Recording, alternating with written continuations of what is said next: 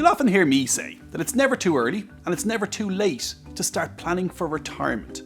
But guess what? Every extra year of investment helps. Planning early is way better.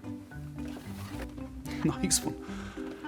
A pension is a long-term commitment, so doing your research into what benefits it will provide is key. It can be daunting. There can be a lot of jargon you don't understand, but understanding the basics will demystify a lot of this. One term you'll see used a lot nowadays is defined contribution. So let's talk about what that actually means. Let's talk about defined contribution in food terms. We hear plenty of talk about pension pots after all. I fancy a stir fry for dinner, that's my goal.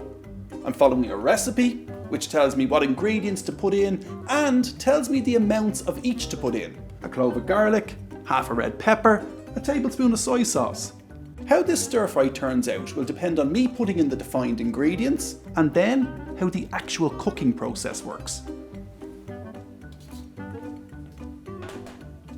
With a defined contribution scheme, you're doing the same thing with your pension pot. You're putting in defined amounts throughout your working life.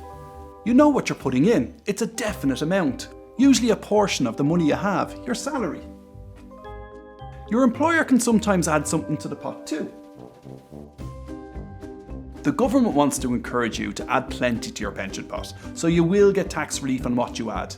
How it turns out in the end is down to what you put in and how the investment performs over time. Another term you might hear is defined benefit. This is a different pension approach. Instead of knowing what you're putting in, you know what you're going to get out in the end. So this is more like paying for a meal from your favourite takeaway. You have a very good idea of what will end up on your plate, but you aren't involved in the recipe.